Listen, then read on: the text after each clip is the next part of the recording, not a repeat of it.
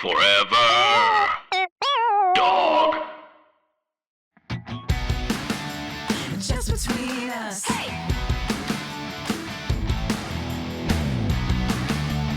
Just between us.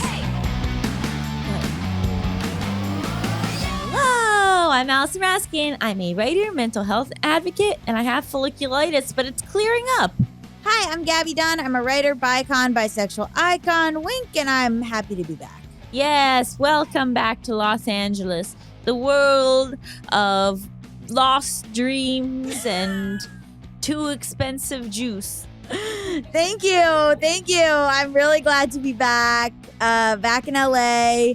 I had been at my cabin in New Jersey. Neither Melissa nor Allison had seen the engagement ring yet. It's beautiful. So they had great reactions in person, which I do appreciate. I had to wear it. Allison did put it on, yes. Melissa did. Allison encouraged Melissa to put it on. I don't know that Melissa's first thought would have been let me wear it, but it's nice because then you can get a real angle on it. You can we can see from your POV what you're looking at every day. Yeah, it's true. I do sometimes just hold my hand up and go like, I'm engaged. The amount that you are so obsessed with being engaged is delightful. Thank you. Like after years of acting like you didn't give a shit if it ever happened or whatever, you are a ray of sunshine, and all you want to do is talk about wedding planning. Yeah, we're trying to wedding plan. Although, gosh, did you guys know this stuff's expensive? Yeah, it's brutal. It's really brutal. I was like, how long could we go convincing them that it's just a party so that they don't give us like huge, you know what I mean? Like huge numbers. Well, why don't you get married in in the South where they don't believe in gay marriage? Oh yeah, and then they'll think it is just a party. Just a party. Yeah, that's true. Well, getting married in LA is a real problem. Like if we were getting married in like Florida or something, I feel like it would be. You find the most homophobic county. Yeah, get married there. Yeah. And then they won't charge me any tax because they'll be like, this clearly is just a party. Exactly. Or they'll have no concept of, like, by the time we get married, they'll be like, they'll look at me and Mal and be like, what is this gender wise? Like, what is this? Is this a straight marriage? Is this a gay marriage? Is it so straight it comes back around to being gay? Like, what's happening? And I love that. I love to keep the confusion going. I have a gift for you from my road trip. Ooh. I found this at the place I was, and I was like, I can't believe they make this, and it's so perfect and awful, and I'm so excited to give it to you. I love gifts. I love to be thought of when I'm not around. Okay, here you go. Okay, we've got a mug, and it says, yeah, this is exactly how I feel. It's exactly how I feel. It says, my friends went to the International UFO Museum in Roswell, New Mexico, and all I got was this lousy mug. I have had my sights on going to Roswell, New Mexico since I wrote my 90-page research paper about it in 9th grade of high school, and you went without me. So also the font choices, the way that this mug looks is I couldn't believe I found it after you were texting me pissed off that I was there. And also I couldn't believe that they made this, and also I couldn't believe it was for purchase, and I also couldn't believe that they'd chosen it to look the way it looks. It's precious to me. Yeah. Melissa just got me a beautiful mug for my birthday as well. So now I've gotten mugs from both of you recently. Wow. Well, this one, I mean, come on. You got to use it every day. I'll double fist every morning with my tea between the two mugs. The Roswell Museum it had a lot of information, but it had a lot of sort of hokey stuff, which I did enjoy. It wasn't classy?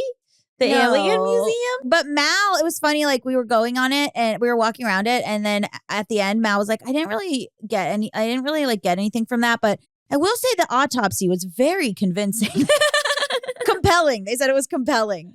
And I was like, yeah, like it was, but the whole town, they've so committed to it. Like the street lamps are aliens and UFOs, and the McDonald's is a UFO. I can't believe you guys didn't get engaged in Roswell. That's a real missed opportunity. I know. I kind of thought about that. Like I thought that maybe that would be the thing, but there wasn't that much there that they really are banking on it in a sort of selling merch sort of way. You know what was interesting? We went to a place in Mississippi. Mississippi, called Uranus, a town called Uranus. That's always funny. And the whole town, and you know what they have in that town? A very famous fudge packing factory. And the whole town is Melissa's losing it's an entire town where the joke is your butt.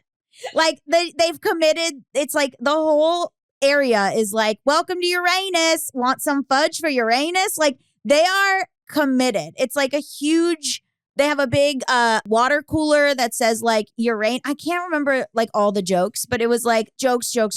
Like it was like I love jokes. It was so funny, the amount of like commitment they had to it. And then the whole time I kept being like, this is like a gay joke. Like this whole town is just a gay one That's gay. not true. Straight people do butt stuff as well. That's true. But I was just like, wow, what?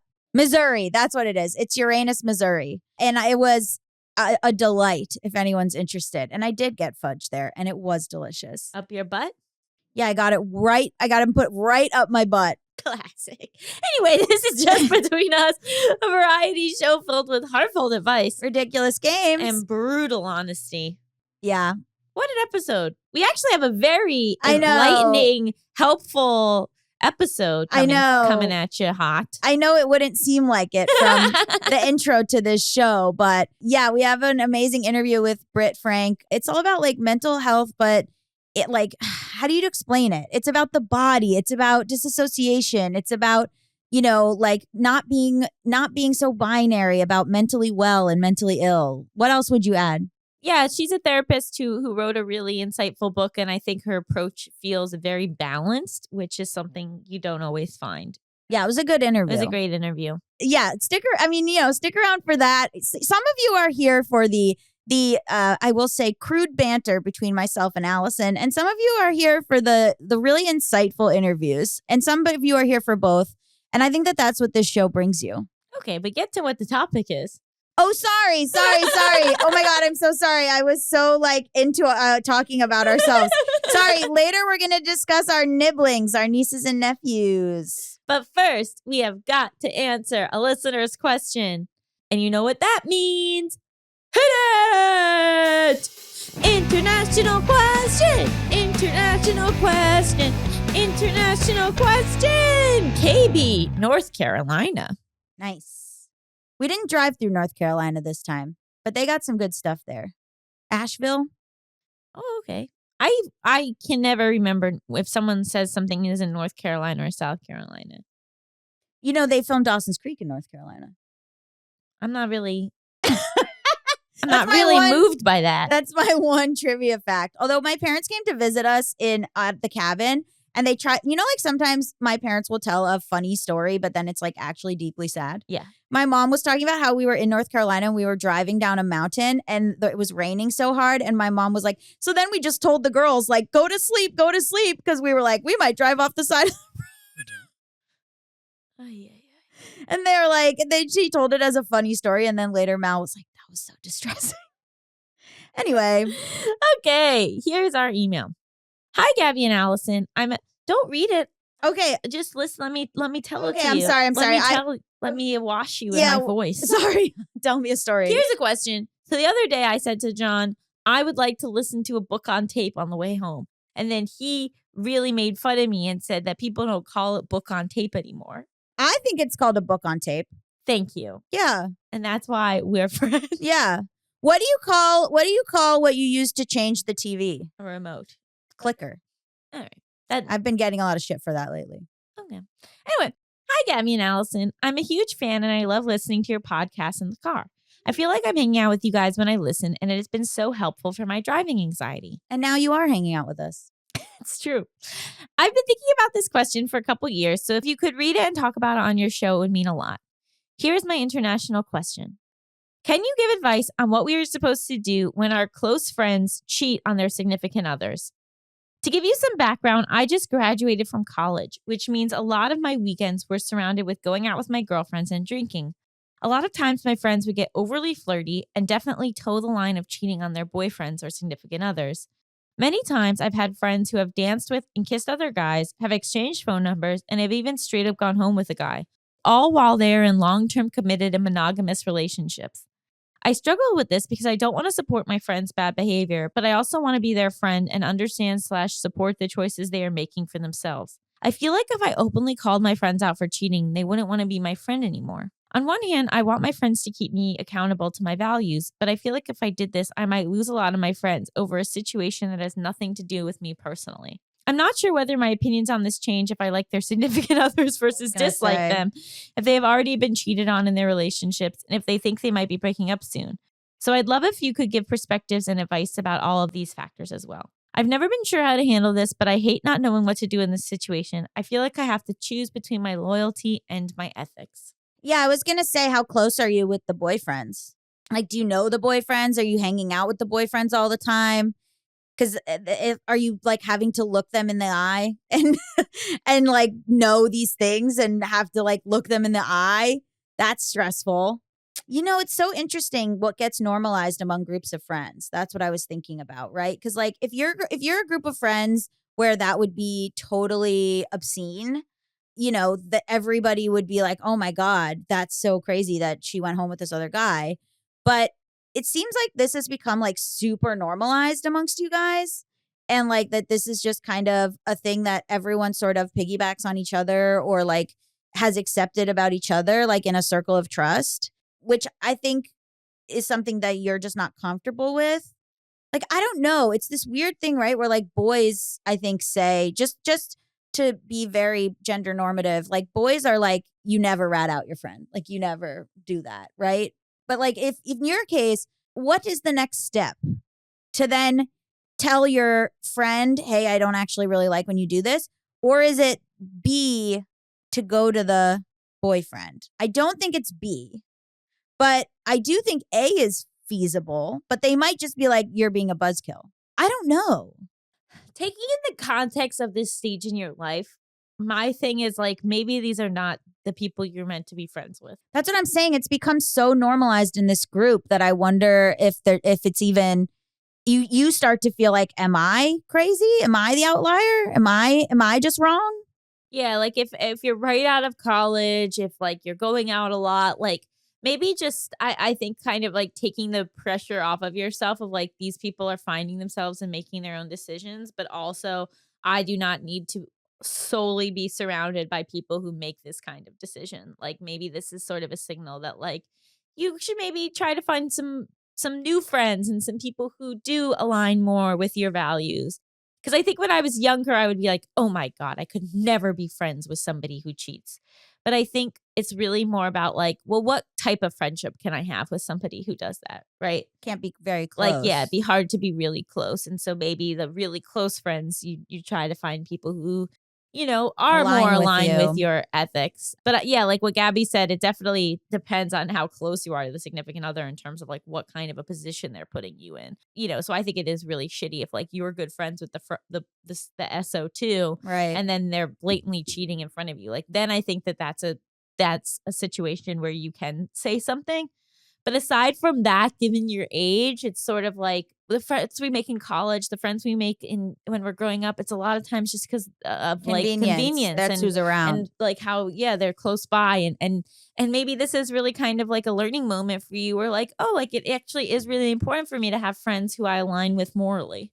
Or does it? I mean, it's scary, right? I know a lot of people who just have the same friends from high school and college because they're scared, even though they don't like those people or don't align with those people, because leaving behind an entire friend group and finding new friends is so hard to do as an adult.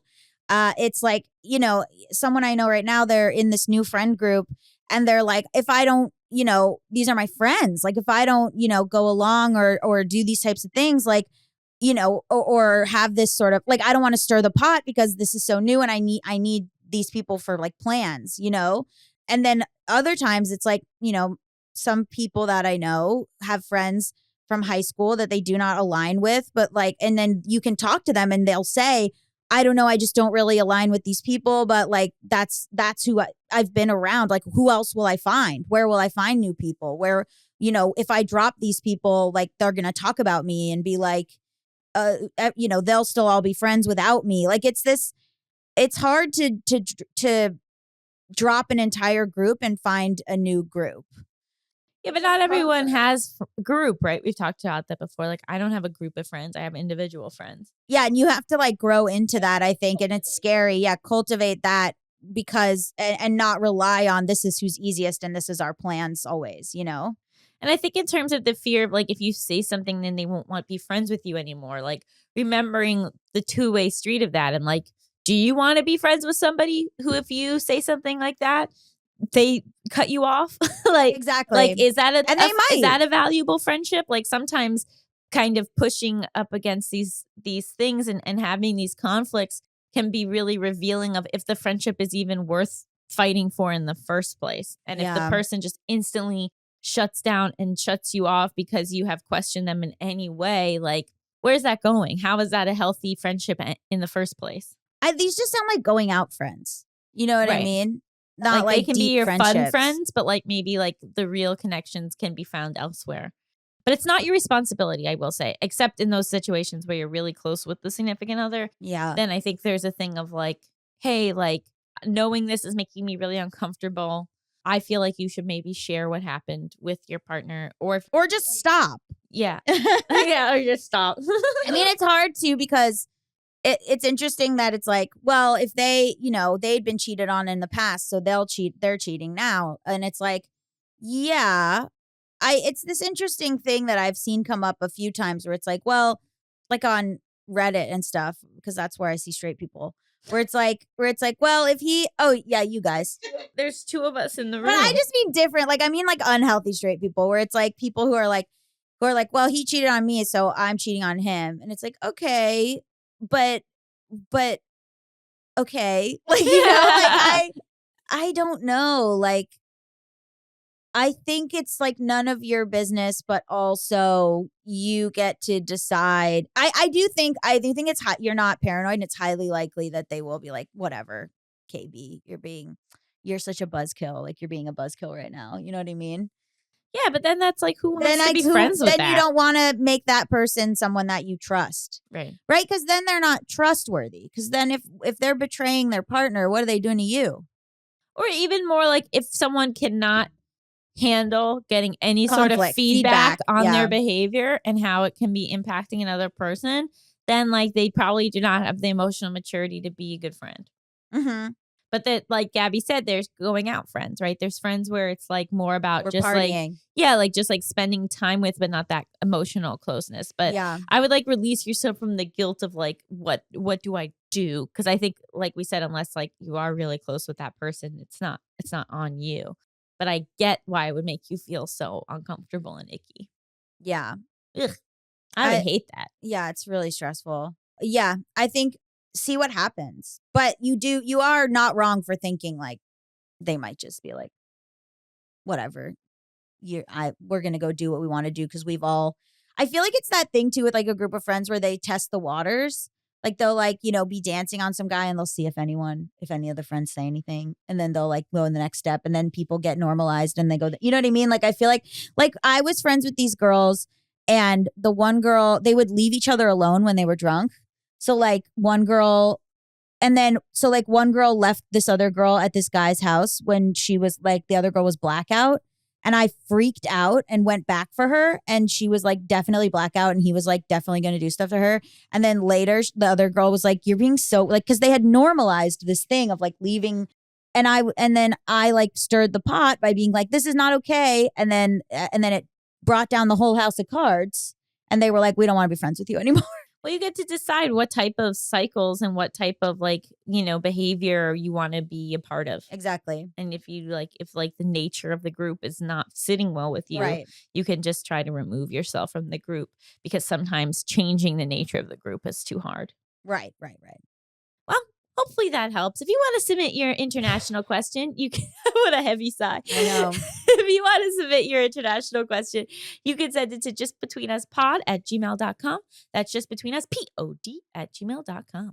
Up next, we've got an exciting interview with our highly esteemed guest, Brit Frank. So stay tuned. Most of you have probably heard us sing the praises of Prose, the world's most personalized hair care. And for those that haven't, let us tell you about the incredible results you'll see using customized Prose products. Prose shampoo and conditioner is incredible. It is so soft. It smells so good and it made my hair so soft. Like my hair has a really coarse texture.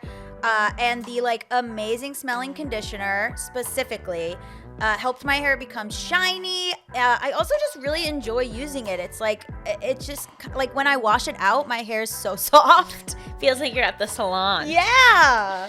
Prose knows there is more to you than just your hair type. Prose has given over 1 million consultations with their in-depth hair quiz, which is how we got started.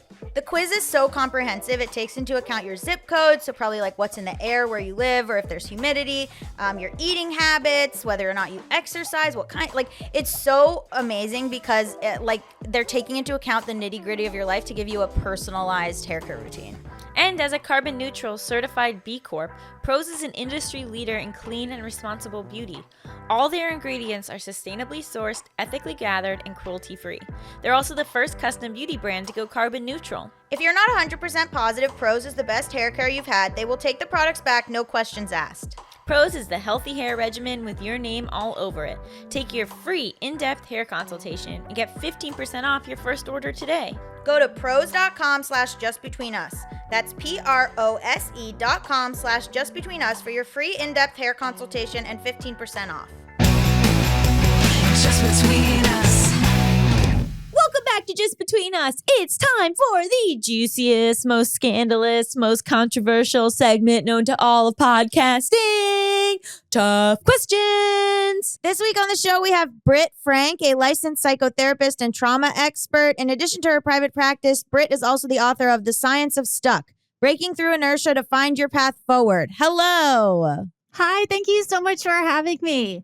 Welcome. Oh no, we're so excited. You know, it's whenever we get pitched like someone in the mental health field, we always kind of go through like what their spiel is and whether it feels like it's promising too much, because that's always something that's like scary for us and not something we want to like perpetuate for our listeners. But I feel like your approach is this really like lovely balance. Can you sort of speak to like your philosophy on all of this stuff? Yes, and thank you for saying that. And I was I want to go from my life is a hot, disastrous mess to everything is roses and everything is great. And that's just not how it works. And so my work really focuses on how do we get from stuck to go, not from stuck to Instagram influencer status. But if we can just get from stuck to step one, those things tend to compound and add up really quick. But no one wants to talk about that because it's not sexy to talk about how to get from stuck to go. But that's what we need. Because if we can get from stuck to go, then we can get from go to Zoom. And then like before we know it, we're doing our lives again. So that's sort of my shtick. What does stuck mean? Thank you for asking that. So my disclaimer with all my work is if you are like in the Ukraine or if you are subject to oppression, that is not what I'm talking about. Like there are things way bigger and way beyond the scope of what I am talking about. When I'm talking about the word stuck, I mean, there's no logical reason why you can't do the thing you say you want to do. There's no logical reason. Your environment is safe enough. You have enough food. Your basic needs are met. And nevertheless, hour 5 of the doom scroll-a-thon, hour 10 of binge watching, whatever the thing is, and here we are. So the word trauma tends to freak people out. It's like, I don't have trauma. It's like, okay, fine. But we all know what it's like to be stuck. Everybody, I don't care how functional you are, gets stuck someplace, myself included. And how can that like show up for us? Like how can we maybe notice that like we are getting into those cycles? So I had someone ask me that, like, how do I know if I'm stuck? I'm like, okay, well, let's do a quick, how is your relationship to your body? How is your relationship to the humans around you? How is your relationship to food, to sex, to money, and to the general environment? If it's working for you, I'm not here to tell you you should be doing something different. But if it's not working, or if it feels like something is missing, or you're humaning and you're doing okay, but just it's not really going that well, there are things about our brains that if we know them, it feels more like we're in the driver's seat and less like we're locked in the back of a trunk of a speeding car going 90.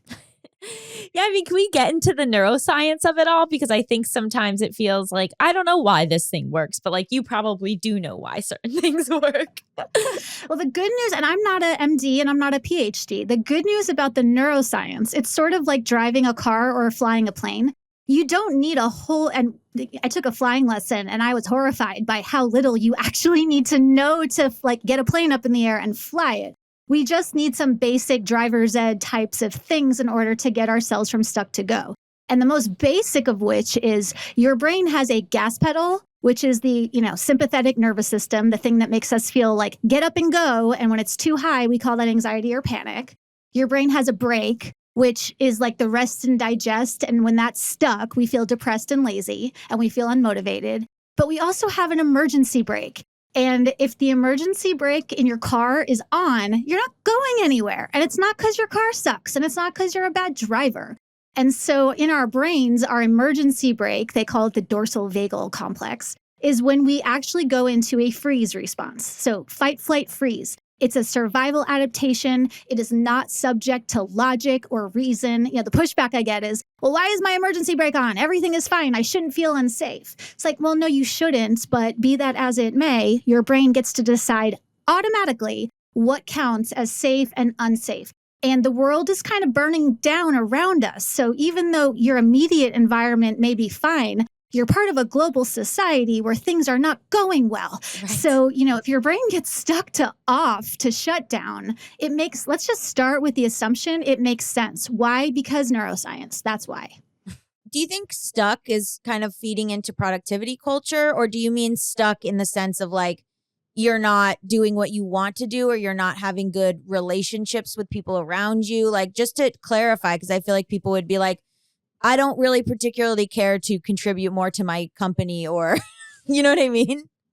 Yes, thank you for clarifying that, because we can get stuck in the off position, which is what I spend a lot of time talking about, but you can also get stuck in the on position. And that's where productivity culture tends to swoop in. And then that's when we're stuck and stressed, and that masquerades as productivity and it masquerades as virtue. And you're such a good employee because you work 20 hours a day and you stay late and you work all weekend. So if our gas pedal is stuck on, we're going to feel burned out. We're going to feel stressed, overwhelmed, anxious.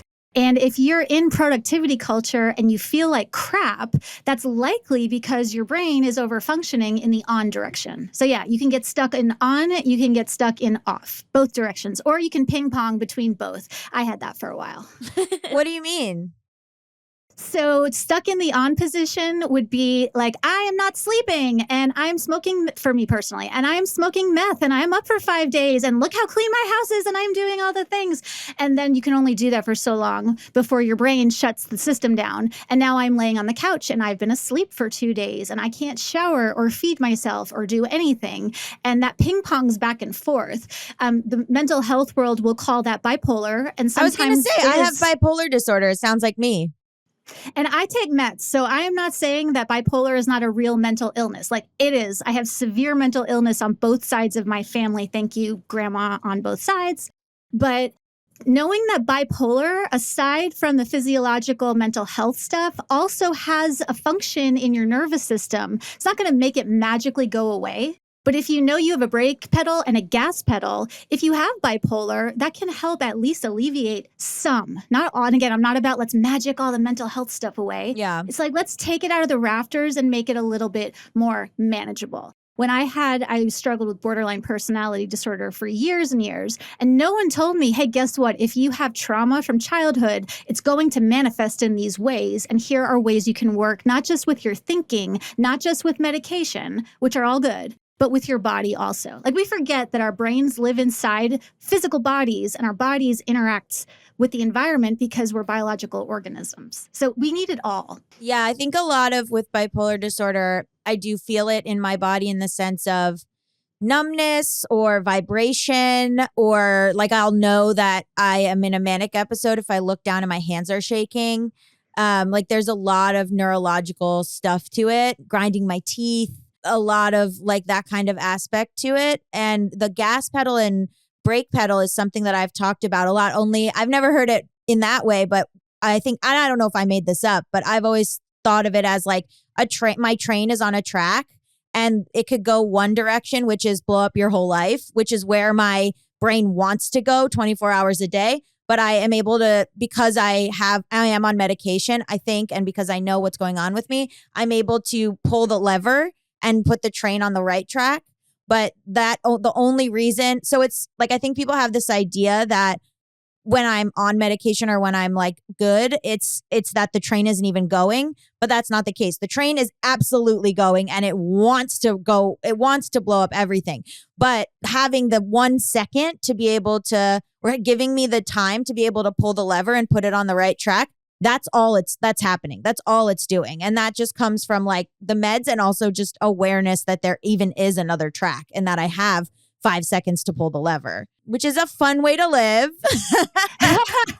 I haven't used the train analogy, but I will steal it and attribute credit. Thank and you. what you're talking about, the space between stimulus and response is, I mean, that is really the key That's to all this it whole is. mental health thing.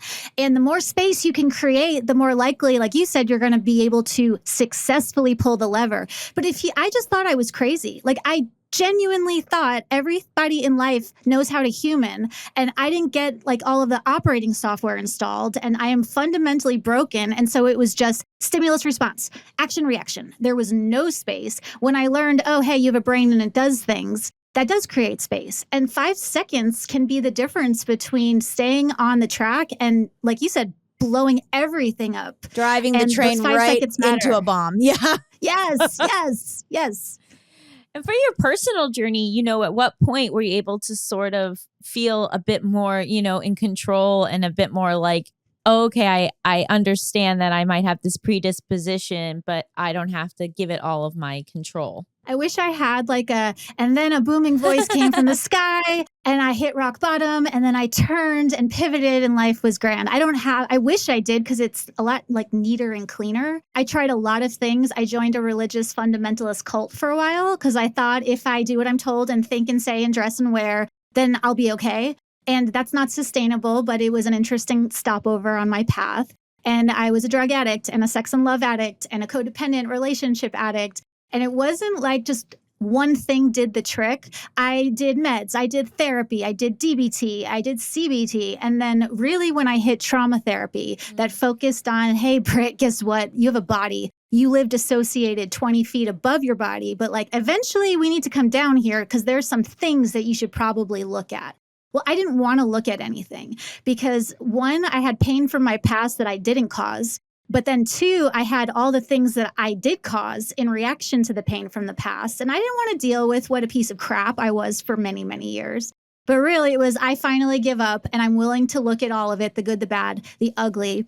M. Scott Peck, who I love, he says mental health is often a commitment to reality. And when I was like, fine, I'll live in reality, it sucked and it was awful, but it was very much just claw your way forward. It was not linear. It was like, I'm clawing my way forward. Okay, I can catch a breath. Oh, wow, life sucks again. Oh, wait, I'm catching my breath again. And then it was like I looked around and life stopped sucking quite so hard. And then I got to neutral and then I got to good. But it was not linear and there was no discernible, here was where the change happened. It was like falling on my face forward every few feet until that stopped. I think that's a better story. Yeah, definitely. Thank you. Thank you so Yeah. much. It's way more relatable. And it also, you know, otherwise you're just like waiting for that moment, right? You're like, oh, well, I'm not getting better because I haven't had this clear moment. But this story shows that like you actually are getting better behind the scenes. Things are happening that maybe you're not realizing are going to have a payoff, or that you're already on the right path, even if you backslide a little bit. Yes. And recovery, I think the recovery mental health world make it such a binary. Yeah. You're either healthy or you're sick. You're in recovery or you're relapsing. Like you're good or you're bad. And it's so much messier than that. And so for me, it was just, can I pick up, dust off, and keep going and try again and try again and try again. And it's not binary. You can be like super awesome in a great mental state and then feel like the biggest piece of crap in the same breath sometimes. Yeah. And so it's not looking to be in the steady state of healthy. It's, can I continue to shift with my life in a way that's sustainable, which is so much less pressure, because then you don't have to worry, like, what if the crap hits the fan? It's like, it might, and likely it will, because life is life. But if I can learn to shift, and like you said, if I can learn where the levers are and how to drive, then I can feel a little less overwhelmed. You know, like I don't ski, but if you put me on top of a giant mountain, I would freak out. If you put a skier on top of the mountain, they're going to be like, okay, cool, we can do this. So knowing a little bit of the mechanics is very useful. Is somatic therapy when you try to go back into your body, or what is that? So somatic just means body. So there are a bajillion types of somatic therapies. Anything that involves, hey, guess what? You have a body with like cells, organs, and tissues and things is somatic. I'm trained in one called somatic experiencing, which is a trauma-focused way of working with the body. Because trauma, that word gets tossed around pretty like haphazardly. But trauma is like brain indigestion. It means your body did not metabolize an experience for whatever reason. It could be good, it could be bad, it doesn't matter. We all have it to a degree, and we all experience it at some point to a degree. So somatic experiencing acknowledges you have a nervous system that records everything that happens to you, even if your cognitive, logical brain doesn't remember. Your body does, always. Yay. And so if someone is like looking to, get unstuck, like what are those first few steps that you would recommend? That's such a great tee-up question because my biggest passion is stop asking why questions. When you are struggling either with low-grade stuck or high-level mental illness, starting with why is not helpful. And I know there's a lot of bodies of work out there that are like, start with why, and that's great, and that works for some people. And if asking why works for you, have at it, do it. But if you start with a why question, you're unlikely to get moving. Insight is not the same as action. I can have all the insight in the world to why something is the way it is, but it doesn't change it. And asking why, more likely than not, will create shame. I don't know why I'm feeling this. I don't know why I'm like this. So, okay, well, let's leave the why for later. And let's start with what are 5 choices that you have right now? Not tomorrow, not next month, not next year, not after you buy all the gear. Like, what are 5 tiny choices that you have right now?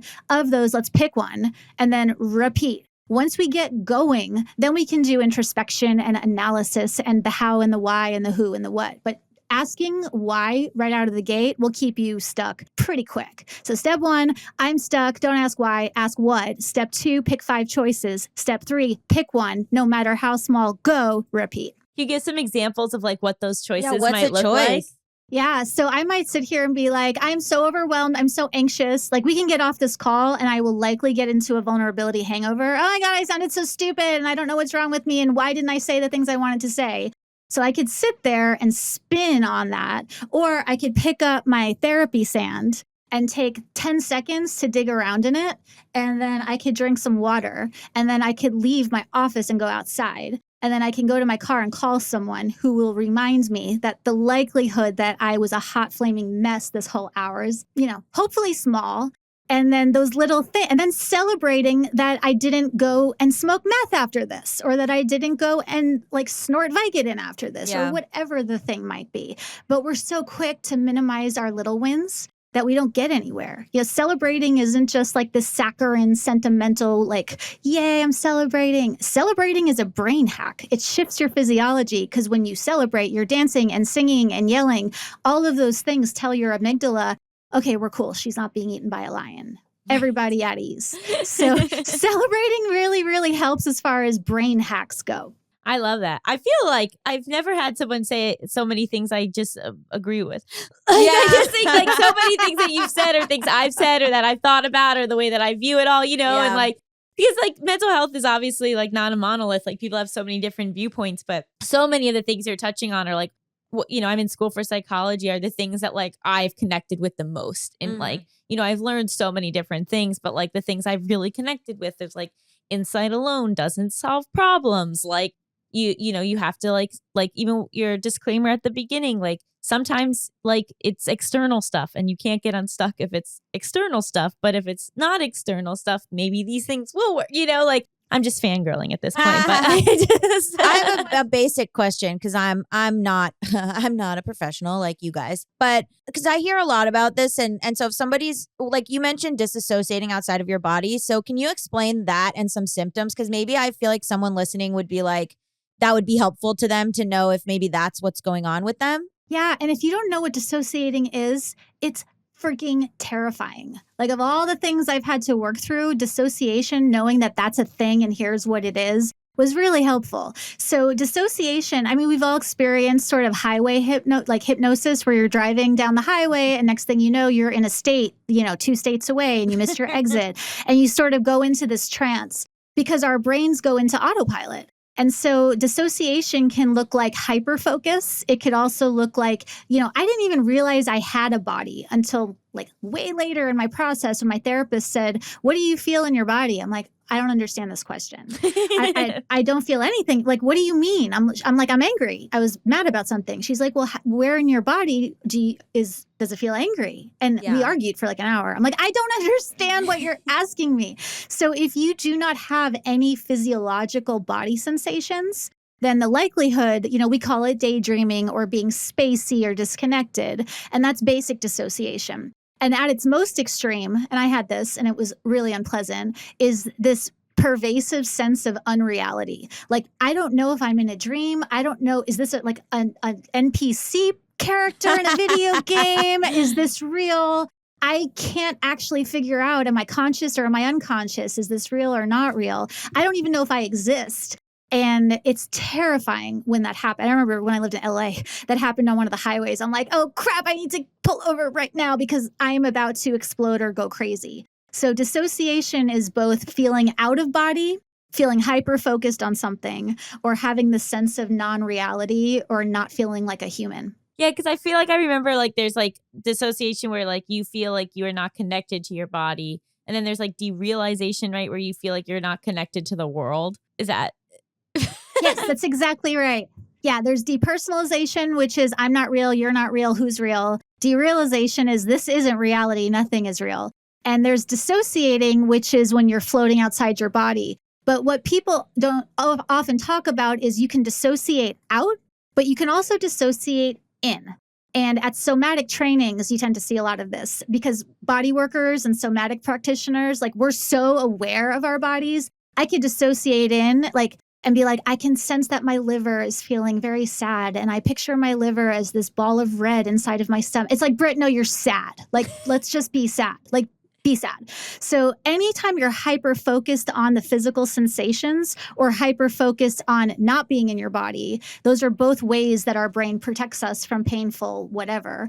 And again, neither of them is bad. It's just we need to know what's going on so we can feel like we're managing it. Conscious dissociation is a great little skill to have. Like if you're at the airport, I don't want to be fully mindful and present while I'm traveling. I don't want to be embodied when I'm at the dentist getting a root canal. Like being able, I call it dissociation with like a tether. If I can dissociate out during a painful experience, but know I have a tether back to my body, then it's safe. When I'm around people that I don't particularly feel safe around, that's a great time to consciously dissociate. So dissociation is not bad. It is just a thing, and it could be good or bad depending on how in control we feel of it. And we all experience it, right? Like you said, the highway thing, a lot of times it happens in the shower. Like anytime that you're losing time is something. Yeah. So it's like, I feel like it's one of those terms that's like, oh, that's only severely mentally ill people, but it's really like we're all have moments of that. It's everybody. And that's why, this binary of there are the mentally ill and there are the mentally well. It's like, no, there's humaning. And some people have an easier time of humaning than others. And if you're experiencing mental illness and you need to take meds, that's fine, but it doesn't put you in this other category. And I know because I sit with people all day, every day, who may not necessarily have like an official DSM diagnosis, but they're suffering.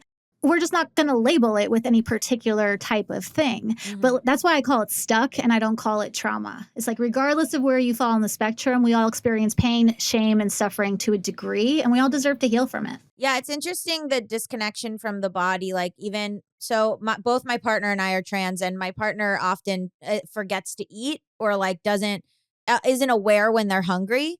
And we were talking about how that's like them not being aware of anything happening in their body. Like they don't know, like they can't figure out. They said they've, left their body so many times because of the transness that they like can't realize that they're hungry even, which is like, it sounds small, but then it manifests in them being like, I'm angry. And I'm like, are you angry or have you not had lunch?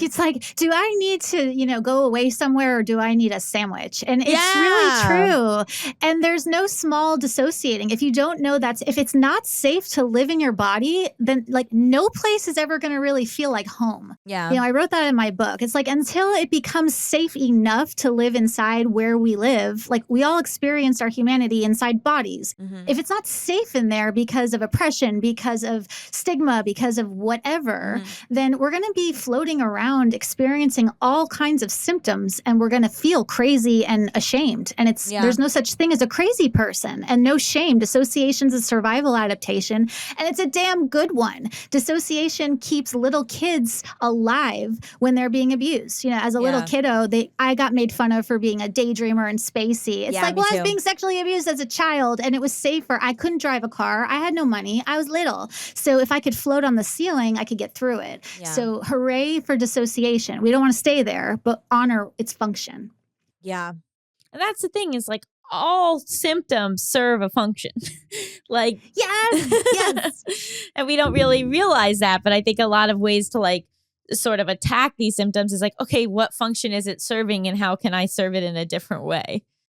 Yes, that's like the crux of my whole message is like all symptoms make sense in context. You may never really know the context, especially if you've blocked out half your life. You don't have to go digging for memories. Let's just start with the assumption that every symptom has a context. And then it's how do we make your brain feel a little safer? Because a brain that feels safer is not going to exhibit it'll still have symptoms because, again, humaning. But our symptoms get a lot more manageable when we understand how the safety danger thing works inside of our brain. And yeah, there's no such thing as crazy. All symptoms make sense in context. Yes. Wow. We're going to take a quick break for ads, but then we'll be right back with our guest. Now a word from our sponsor, BetterHelp. How we care for our minds affects how we experience life. So it's important to invest time and care into keeping them healthy. As someone who's been in and out of therapy since I was 4 years old, I can't even really imagine a way of taking care of myself long term that doesn't at least involve occasional therapy tune-ups. Yeah, for sure. I mean, I've been with the same therapist almost 9 years now, and I see her once a week. And honestly, like just having someone else to bounce my thoughts off of or my experiences off of helps me to unload like the burden that is on my shoulders. And BetterHelp is an online therapy that offers video, phone, and even live chat only therapy sessions. So you don't have to see anyone on camera if you don't want to. It's much more affordable than in-person therapy, and you can be matched with a therapist in under 48 hours.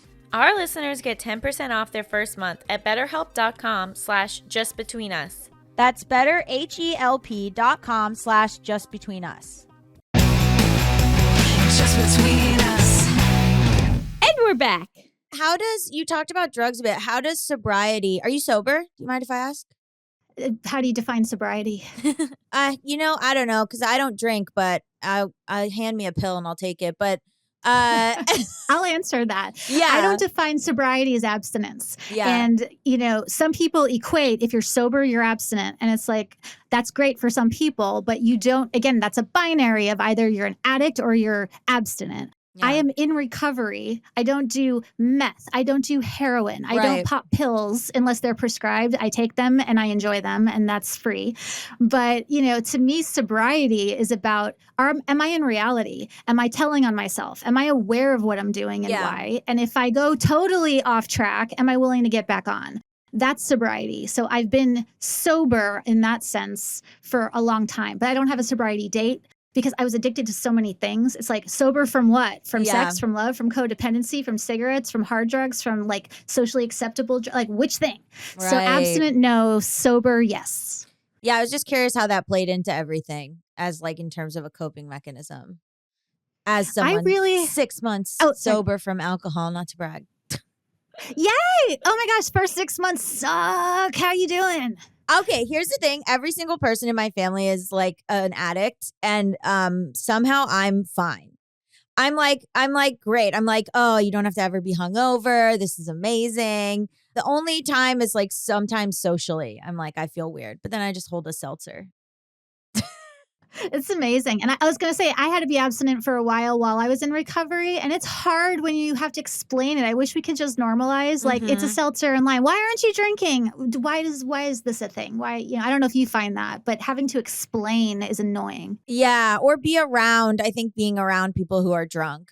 I'm like, oh no, like you're rambling, and I'm completely here for it. Like I'm 100% aware of your story not making sense, and I just have to be like, It's frustrating. And again, I did the 12-step rooms for many years, Yeah. many years, and they saved my life. But when I moved away from sobriety is not abstinence, I was no longer welcomed in the rooms because I couldn't say I'm sober because I'm, quote, using. And I also don't do the I am affirmation. Yeah. I am an addict. It's like parts of me. Our personality is made up of infinite, part of me likes drugs, part of me likes carrots, part of me likes cupcakes, part of me likes long walks on the beach. So there are parts of me that use addiction as a coping mechanism. It's not who I am in sum total. There are parts of me that when I'm in danger, they will suit up and show up and, destroy my life in the process. But the intention is to protect me from threat. Again, it doesn't excuse it. But it does explain it, and it changes the framing. It's not I am an addict and I am bad. It's parts of me found that doing this kept me alive, and it worked. So, let's make it so those parts don't have to work so hard anymore, because that's a crappy job.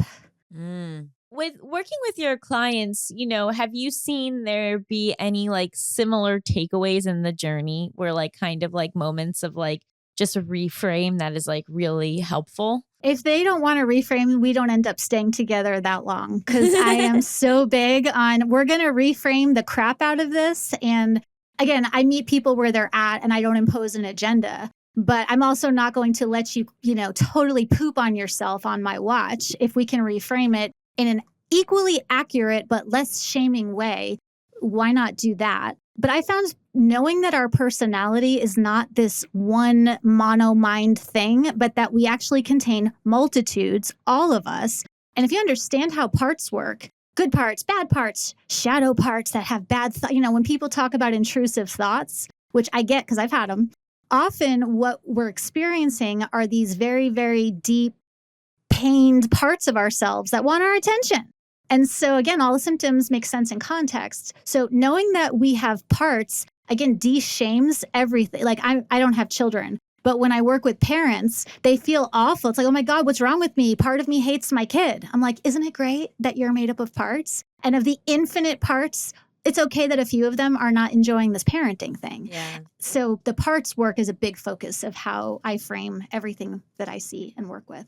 I love that. Yeah, because I, as a mental health advocate, like, and as someone who's been in therapy on and off since I was like 4 years old, like, like lately I've just been like returning to these really negative thoughts about myself, and especially around my like career.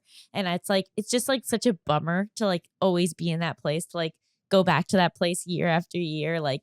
And I think like the reframe of like, okay, well, part of me is doing this, but that's not like, there are other parts of me that don't feel that way, but it's just the loudest part in the room. Exactly. And if you don't know that you're made of parts, then the loudest part in the room becomes the state of being. Right. So I am a piece of crap. I am never going to go anywhere. I am never going to figure out what I care about and what I want to do. Like that's too much pressure. And with that type of pressure on our psyche, our amygdala is going to go, oh, shoot, they're being attacked, and then fight, flight, freeze, and then more of the thing you don't want. And then the only explanation there is it must be me. And like, I do not fundamentally believe that there are any broken people. Like we get damaged, we get beat up, we need Band-Aids and psych meds and all of the things. But at the core of us is, something that like the eye of a hurricane is sunny and it's pretty up there. Same thing, I think, with people. You get past all the defenses, you get through all the noises. Eventually, you're going to find a solid center that's impervious to stuck. So, yeah. I've also found, because I have OCD, and I think a lot of OCD treatment is sort of like acknowledging the thought and being like, yeah, maybe. Like, like this thing of like, I'm never going to have another career success, instead of like fighting that. It's just like, yeah, maybe that's true. All right. Like, and it's just sort of like, still got to be here. yeah, like it's sort of this like counterintuitive. Like, I feel like so many of the ways that we actually are helpful to talk to ourselves is like not what you think would be helpful. Yeah. No toxic positive. I love that. And I have different manifestations of OCD as well. I had the hair pulling one, the trichotillomania. And so my version of, well, maybe is, yeah, that's probably a little bit true. Or, yeah, that's probably partially true. So if I have imposter syndrome, you don't know anything. That's probably a little bit true. Or like, you're a really terrible partner. Yeah, that's probably a little bit true. And if we can put this into parts and pieces, it takes the pressure off the whole system, because we can deal with anything if it's a piece or a part. If it's the whole, there's nothing to do but collapse. Whoa. Well, thank you for this therapy session. I It's know. been really Wow. helpful. I needed it. Wow. I'm on a break from therapy, so this was a real booster for me. And now I would love if you would play a game show. Yay, games! I'm so Oh my here for God. this. Yes. Well, let's see if you're ready for this one. What part of you will take dominance during Hypothetical? Wow.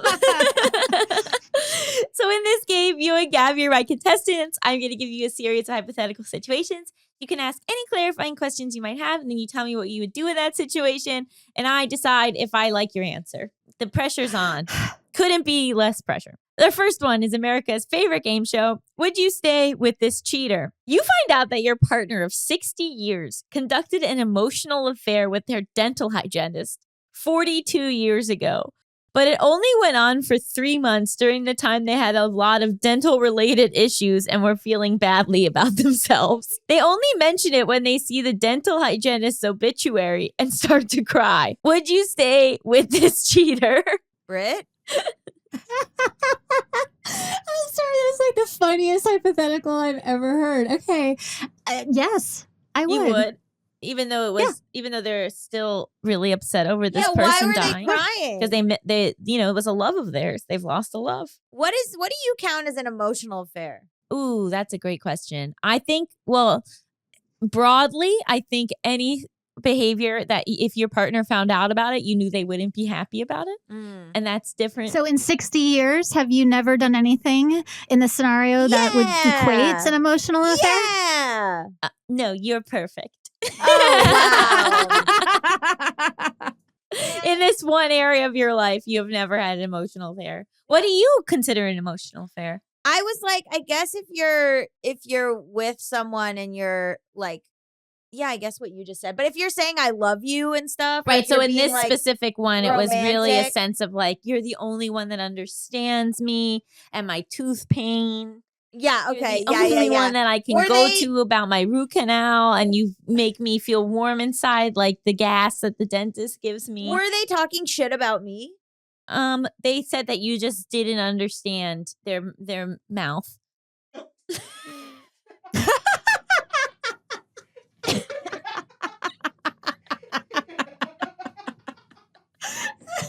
Because my job isn't dentist. Right, you're not a dental hygienist. You don't understand my roots, my cavities. And they've never had sex. This is an emotional situation. Right, because the dental hygienist was married as well, and they both wanted to honor the sanctity of marriage, but that was the only reason they didn't. Bullshit. So again, sanctity of marriage as defined by is emotional or sexual infidelity the only, is that the panacea, or are there other things that I may have done, like lied or withheld or moved money around, or how do we want to define sanctity of marriage? Because Well, if it's like, considering it was 42 years ago, they thought it was only at that time they thought it was only sex. But now we have a more modern understanding of marriage, which you can read about in my book coming out 2024. yes, I'd stay. You'd stay. I'd stay. I feel like I don't know, she's dead. You know what I mean? Also, I should mention your partner now has full dentures, so you're not at risk of that happening again. No. I am from a family of dentists, if you can't tell from this humor. Oh, I could go down the analysis train on that one. Oh my God.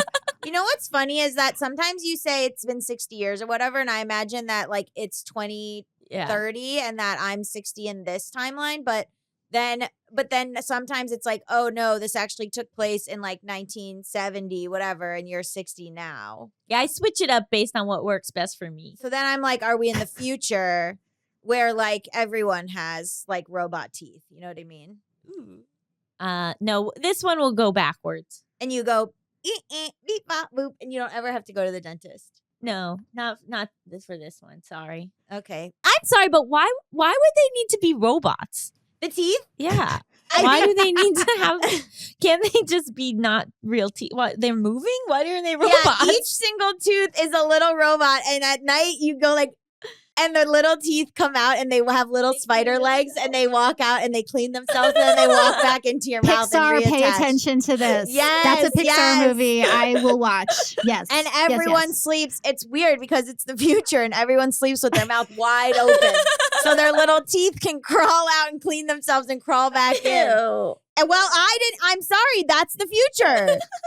That's efficient, and it happens so slowly we didn't even notice, and now we're like, I would notice that. No, you wouldn't. I would. No, you wouldn't. Did you notice when TikTok was getting popular? I did, and I was confused. All right, Anyway, so we're all staying. We're staying with We're our staying, we're emotional staying. cheater. we're saying That's why Because now, it's too long. Whatever. it's too long and whatever, and they don't even have teeth anymore, and I don't know. But somebody did send me an article about a couple in their 90s where the woman had cheated like 30 years before, and the man is now divorcing her. Well, wow. Do you know what did she do? A cheatsin'.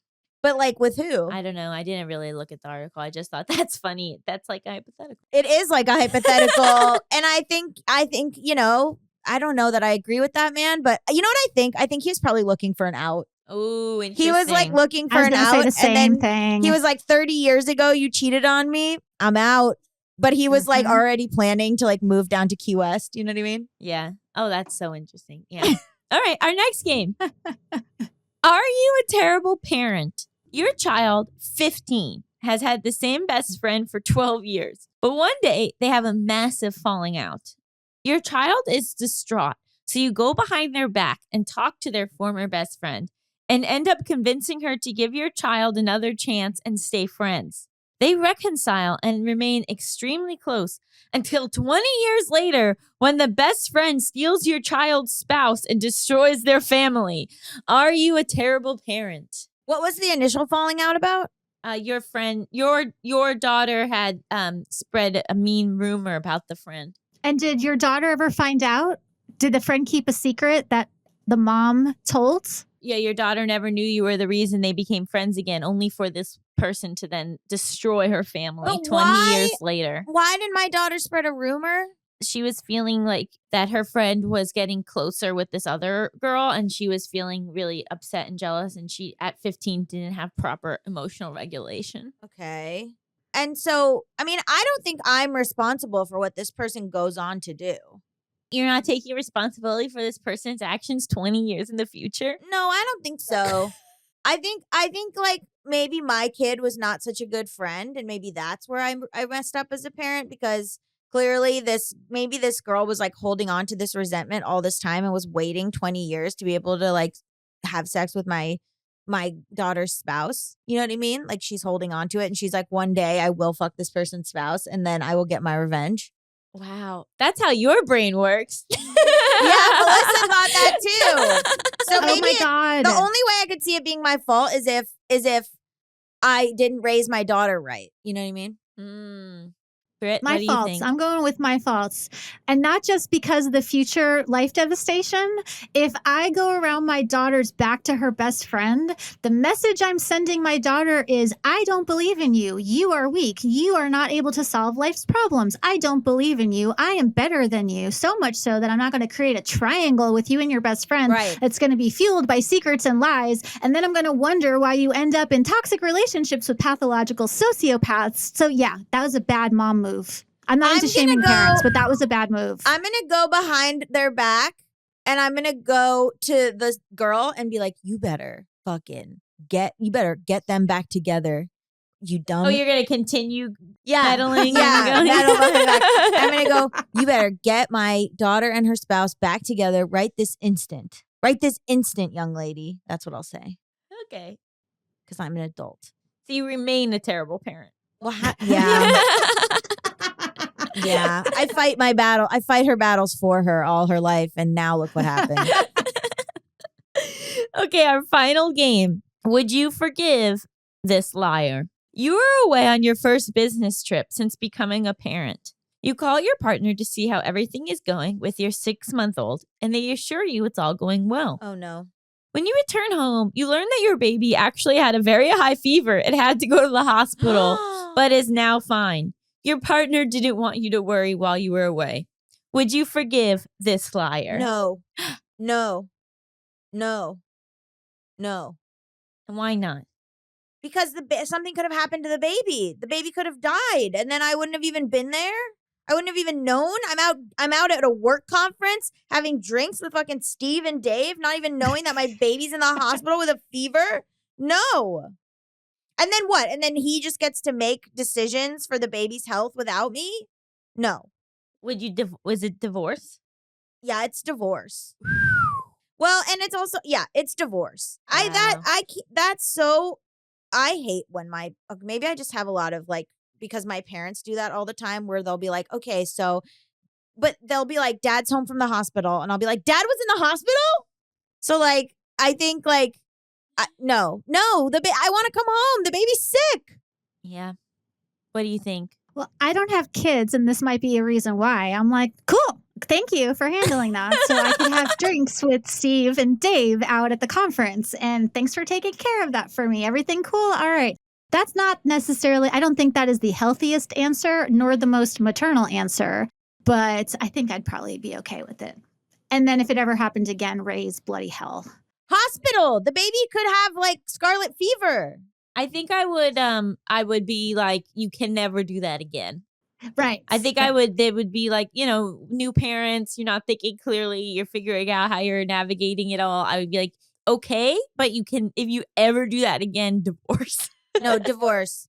But Gabby's a one and done kind of person. I can't, cheat on me. Listen, cheat on me with your dental hygienist 40 years ago. Fine. Take my baby to the hospital once. Divorce. Perfect. How would he roll that out? Okay, let me explain something. The baby's dead, right? How does he roll that out to me exactly? The baby's fine though in this scenario. And it never got to a point they took it to the hospital as a cautionary measure. But I think if they had said if the doctors were worried, they would have told you, but the doctors weren't worried. No. Whoa. I don't get to make decisions for the baby's health. The baby doesn't even like you. The baby doesn't like. Honestly, no. Babies love me. Babies love me. I know. I'm just messing with And you. I was holding Mal's niece, my partner's niece, newborn. And the sister was like, ooh, Gabby's going to want one now. And I'm like, no, I don't. That's how much, that baby is so cute and I love it. And even if that doesn't make me want one, then I definitely don't want one. But I like looking at them. They're super cute. And they're so little. If you take it to the hospital, here's the thing. If a baby is sick, that's their whole body because their body's so small. If you have a headache, it's just your head. But if a baby has a headache, it's where's the headache going? It's just their whole body. Well, we'll unpack that later. Thank you so much for joining us. Where can people find out all the work that you're doing and get your book? I want to be a fly on the wall of your conversation so badly right now. You can find me on Instagram at Brit Frank. Brit has 2 T's. It is not short for Brittany. Yes, I am sure. Yes, that is my legal name, at Brit Frank. Or the book is scienceisstuck.com, and you can buy the book wherever books are sold. Thank Amazing. you. Thank you so much. Stick around after the break. We'll be talking all about Niblings.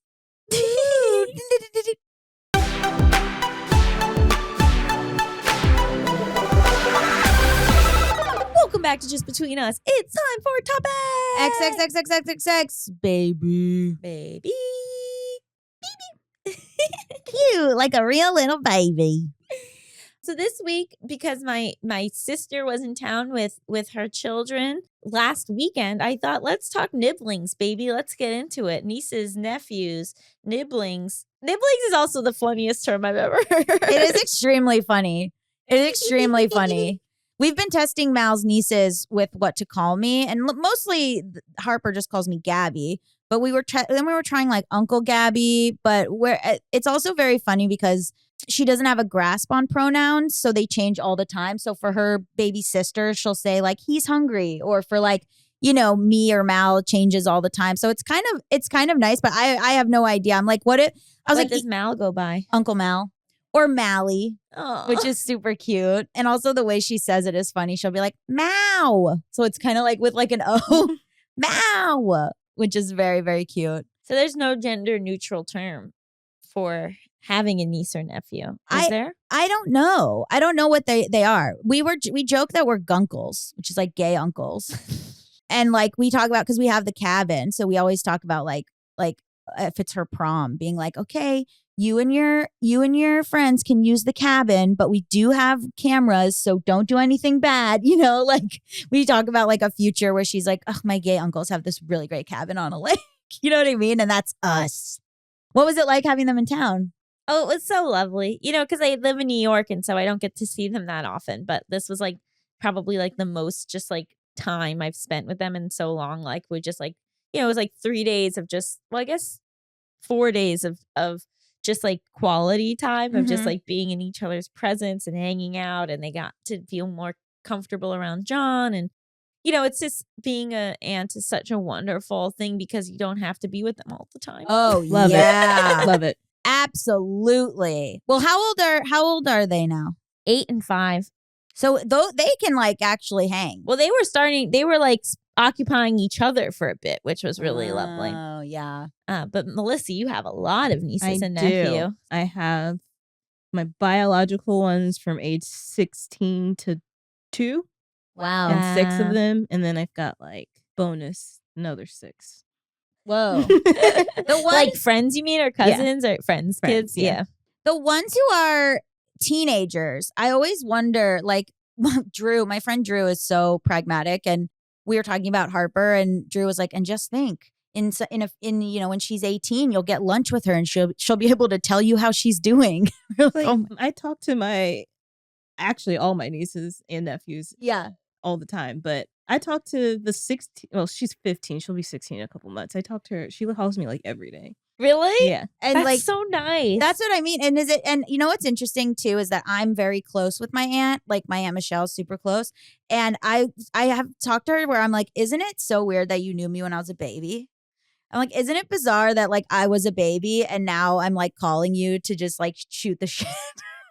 And I was like, do you remember me as a baby? And she's like, yeah, it doesn't feel that long ago. And I'm like, because I was like a full baby. And she's like, I know. And now we're friends. I think there's something nice about having Niblings when you don't have kids. Like, because I'm sure like my aunts and uncles, like, they were around when I was growing up, but they had their own kids. So Yeah. like you didn't get that same like level of attention or like personal relationship. Yeah. Michelle doesn't have kids. Right. But like So- for us, it's like these are the children in our lives. So Yeah. they're like a huge priority. Yeah. And I'm happy that we live in a time where we have FaceTime because I Yeah. literally see them all the time. Like all the Mhm. time. Yeah, my nieces have started figuring out how to. One time I had a face call with the older one while she was doing her homework, and it was very funny. I was like trying to help her, but I wasn't very good at it. Oh God, nothing makes you realize you didn't retain anything faster than trying to help a kid do their homework. I know.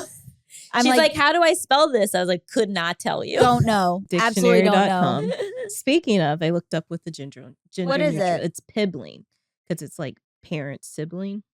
Me? So it would be No, I don't pibbling want that. Gabby. No. Yeah. I That's want to rough. just be called, because I don't know if I'm going to change my name, but I'm like, what if Gaby is just the title? So I just like, it's like Gaby is the name, or Gaby is the title, and then whatever name I choose. Like, so then she can keep calling me Gaby, but it's like instead of uncle. You know what I mean? Yeah, you can make up the I'm making rules. it up. Yeah, I'm Mhm. making it up. It's also very funny also trying to get her to understand the relationship like between me and Mal, because I've been around since Harper was born.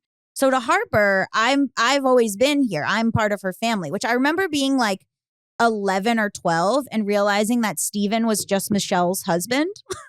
Like I thought, like it never occurred to me. I was like, he's my uncle. We're related. You know what I mean? So when I was like, oh, he's just Michelle's husband. Oh, that you're not like blood related? Yeah, like that it didn't occur to me because he'd always been around. And she even had a husband before Steven, but it just like didn't occur to me. And so like I wonder, I'm like, so, Harper sees me as like I've always been there. Yeah. And so when I was like telling her, like I was like, me and Mal are getting married. She's like, okay. And then now she'll repeat it. She'll be like, you guys are getting married. And we'll be like, we are getting married and you'll be there. You'll be at the wedding. And she's like, kind of gets it. But to her, it's like, I'm just as related to her as like Mal is, Right. which Mal is like, God damn it. Mal's like, I could send you away at any time. Yeah. It's like my friend, this is not related to the story at all. Oh, but that's okay. That's But okay. my friend Mary, her son, Jordan, who considered my nephew, he is now in the same class as two of my niece's nieces. And Oh. so like they call each other cousins. Oh, I love that. Oh, that's really sweet. My poor nieces have had to meet so many almost uncles. Right. That's why so I don't that's the introduce thing. anyone until I'll actually be married. Yeah. Yeah. That's the thing. In my defense, I thought I was getting That's true, married to the that's last true. one. Gotta yeah. wait. That's the thing is that when I met Mal's sister, she was pregnant. Right. So But that's so nice that you'll have gotten to know them their whole life. yeah, and the new one and the new little baby that just got born. Yeah, their whole life. And I get along with Harper. So, like Harper, it's so satisfying when like Mal calls her and then I'll hear from the other room like, I want to talk to Gaby. Where's Gaby? And I'm like, hell yeah. Yeah. Yeah. The thrill of being their favorite, but also how exhausting it is to be their favorite. I've because had you to play can't- with her so much. Yeah. I don't get exhausted. I don't get tired. I like What? Yeah. playing with her. I love it. I Yeah. get so I exhausted. love it. I can talk to them on the phone all the time. I can play with them all the time. Like Really? it does not exhaust me at all. Me I do neither. not have that kind of I stamina. love the attention. Yeah, yeah. I also like what they say because Mhm. she's 2.5, almost 3, and so there's no lying. So Oh, yeah. like she'll like pet my head and be like, "I like your hair, Gaby," and I'm like, and that's real. Thank Yeah. you so much. Does she still call you potato? She has a Mrs. Potato Head that she calls Gaby. Now, do I so very much resemble Mrs. Potato Head? Yes. When you put it side by side, it's uncanny. And you can also take the glasses off and on. And on, glasses off and Ooh, on. yeah. Yeah. So she does call her Mrs. Potato Head Gaby. Okay, I thought it was the other way around. No. She named it Gaby. Got And it. then the sister was like, what is this called? And then she's like, this is Gaby. And then it's like, oh. Well, Smart kid. yeah. Anytime it's a cartoon where it's like a dark-haired boy and like someone else, another character, girl or boy with colorful hair, she'll be like Mal and Gaby. And it's like, Aw. yeah, pretty much. Love it. Yeah, I find it exhausting to be around children. I understand. Yeah, I'm but excited to like be the quote unquote cool aunt. Yeah. Like Oh, I I'm really, already there. I'm like hoping that like as they get older, it's like, oh, I can't talk to my mom about this. Yes. I'm gonna call Aunt Allie. yes. That's I my don't- dream. yeah. it gets a little much Gets a- where you have to tell. Oh, well, that's the thing is like sometimes they'll ask me these like kind of provocative questions, and like I don't know how I'm supposed to answer it. Yeah, but Right. and you have to toe the line between like I need to tell this, but also I still need to make it a safe space so that they know that Right. they can still come to me when they have Mhm. stuff. So it's It's tricky. Yeah, and if you're exhausted now, but you're like good at giving advice and stuff. I like so it, yeah. so you'll probably be able to Not even separate a little advice. bit. Well, not even advice, but like we were watching old home movies. Mal's family and Mal was watching old home movies, and they're saying to Harper, "Who's that? That's Becky. Who's that? That's Steffi. Who's that?" And it's Mal as a kid, and Harper's like, and Mal's like, "Oh, yeah, Uncle Mal used to be a girl. You know what? We'll explain that later."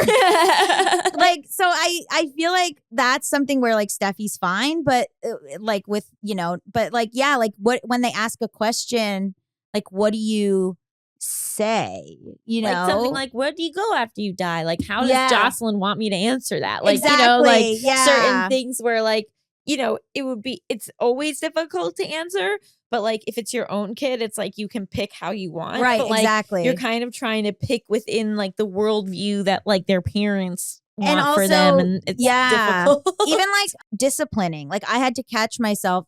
Steffi said it's fine, but like, Harper, we were at ice cream and Harper threw a rock and I was like, hey, no. And then I was like, oh, like, am I supposed to, I can't, I shouldn't discipline someone else's kid. But like but Steffi was like, no, she clearly shouldn't be throwing a rock. Like, that's fine. You know what I mean? But I just instinctually was like, Yeah. And then I was like, oh, I can't. Yeah, the way to discipline too. That's more of a line that I toe with like my friends, but like me and my sisters are all on the same page about stuff. But yeah, it's tricky. Yeah. And Steffi and her husband are such good parents. Like they give her options. They'll be like, they'll ask things. They give her time. They're very, this is why you can't do this. Like such good parenting. So then I try to like do that too, where I'll be like, hey, we don't throw rocks because people could get hurt, like rather than just sort of being like, no. Right. But it's like, yeah, it's also Mal and I sometimes are like, aren't you so jealous of how Harper's getting raised? Like, wow, what great parenting. What's that like? Just kidding. But you know what I mean? It's like now modern times, there's different, like with modern parenting, I think it's very different. Yeah. Than just like, we're leaving now versus like, okay, so in 5 minutes, you know what I mean? It's very different. Yeah. Mm-hmm. Also, my nieces and nephews will set a timer now because they have phones. So they'll set a timer and it's like, okay, this is the time. So it kind of like teaches them about time, but it's also weird. That they're setting their own timers. Yeah. Yeah. And they know. Well, they want to make sure they get their full time. You know? Right. Exactly. That's so exactly. funny. She's also very like mischievous and funny where she'll be like they were like, okay, you can't go down to the basement because we're leaving in 2 minutes. And I was sitting with her and she can only go down to the basement if she's holding someone's hand. So she like turns to me and she's like, Gaby, hold my hand. And I'm like, hold your hand? You've never asked me to hold your hand before. I just feel like, and she's like, no, I want to hold hands. And I'm like, do you, or do you just want to go to the basement? And she's like, no, I want to hold your hand. And I'm like, well, Harper, it's just interesting because you've never, ever asked to hold my hand before. So I feel like you are just going to walk me towards the basement. No, Gaby, hold my hand. Did you do it? Yeah, she walked me towards the basement. Obviously, it was a trick. Do they ever do the thing where they know that if they ask their parent Yeah, absolutely. the thing that they can't do it, but they'll ask, but they'll be looking at the parent, but like asking you Yes. or the opposite way? 100%. Yes. It's so funny. My oldest niece has the funniest personality, but like it's one of those things where she says things that maybe she shouldn't be saying, but they're so funny. Yeah. But it's like how I'm going to positively reinforce this by I laughing, know, even we though that I'm laugh. not I supposed know, we to. laugh. It's so bad. Yeah. Like, what does she say? Oh man, she's just like a pisser. She just has like some, oh my God. My sister asked them what they were excited for to start school, and Bella and the oldest niece was like, to be just so popular, to like walk in and be so popular. And then my youngest niece was like, I'm excited to learn how to read. It's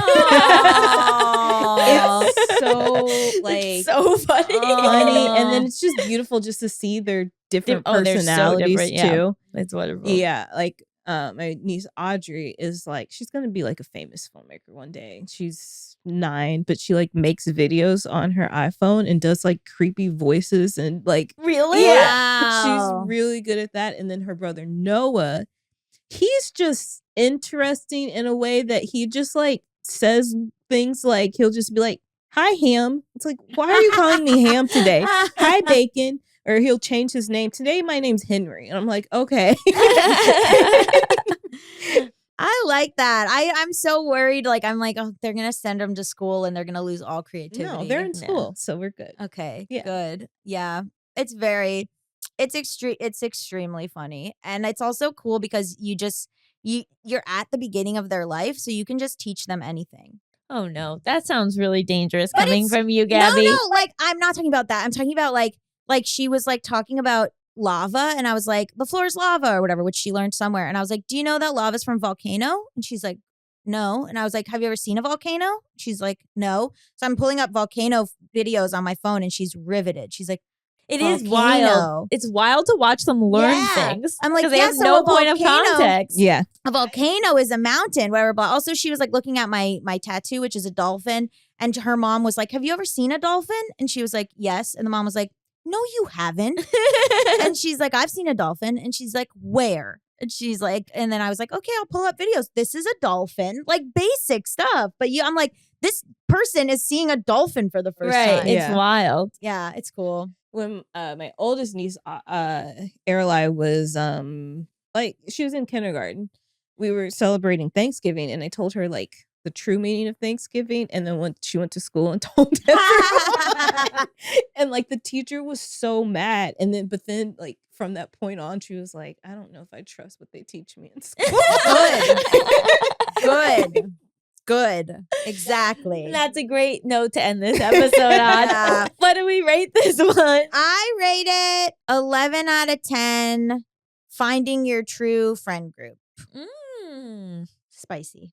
I'll rate it 20 out of 15 mug gifts. Ooh, yes. What was the mug that you gave, Allison? It had an A on it. It was beautiful. An 8? A. As in Oh, an Allison. My name is Allison. I'm Mhm. Allison. And I will rate it 72 out of 57 parts of yourself. Yeah, that's a good Aw. one.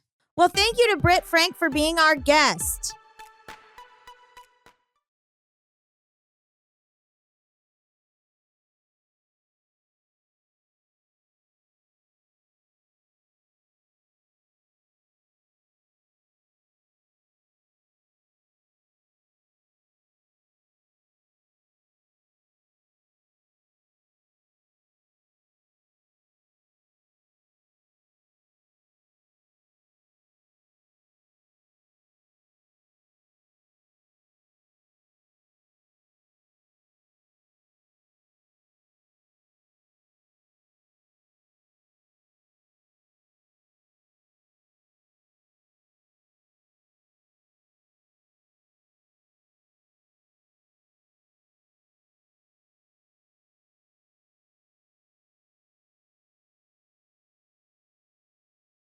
Forever.